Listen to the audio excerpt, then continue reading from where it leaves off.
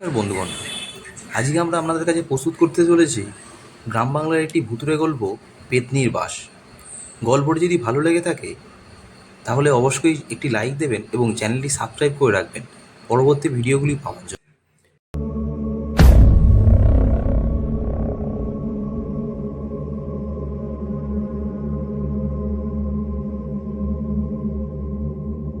পেতনির গল্পগুলো গ্রাম বাংলার লোককাহিনীর অন্যতম রহস্যময় ও ভয়ঙ্কর অংশ। পেতনিকে সাধারণত এক ধরনের ভৌতিক নারী হিসাবে বর্ণনা করা হয়, যিনি আকর্ষণীয় সুন্দরী, কিন্তু তার আসল উদ্দেশ্য হলো লোকেদের ক্ষতি করা।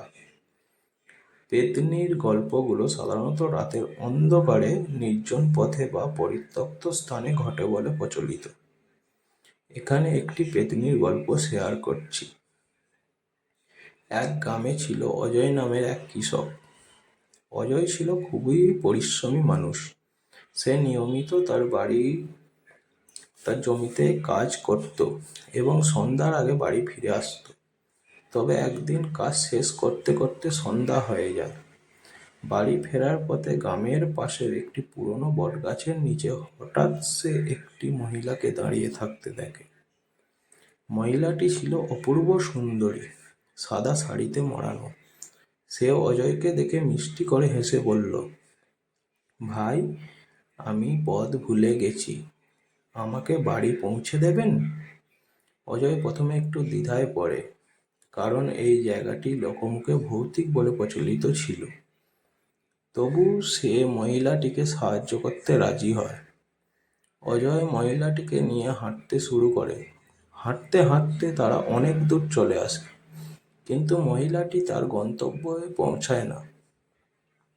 অজয় যখন জিজ্ঞাসা করে, তখন মহিলাটি শুধু বলে, কিছু দূর আর যাই, তারপর তোমাকে ছেড়ে দেব।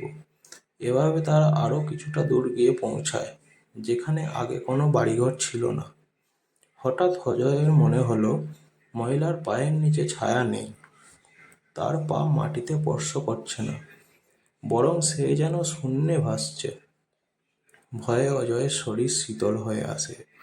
বুঝতে পেরে যায়, অজয় দৌড়ে পালানোর চেষ্টা করে, কিন্তু মহিলাটি হঠাৎ ভয়ঙ্কর রূপ ধারণ করে। পেতনির চোখ দুটো রক্তবর্ণ হয়ে যায়। তার লম্বা নখগুলো দিয়ে অজয়ের দিকে এগিয়ে আসে। অজয় ভয়ে চিৎকার করে এবং দৌড়াতে থাকে। অনেক দূর গিয়ে সে যখন গ্রামে পৌঁছায়, তখন সে অজ্ঞান হয়ে যায়। পরদিন সকালে গ্রামের লোকেরা তাকে অচেতন অবস্থায় খুঁজে পায়। অজয় বেঁচে গিয়েছিল, কিন্তু এরপর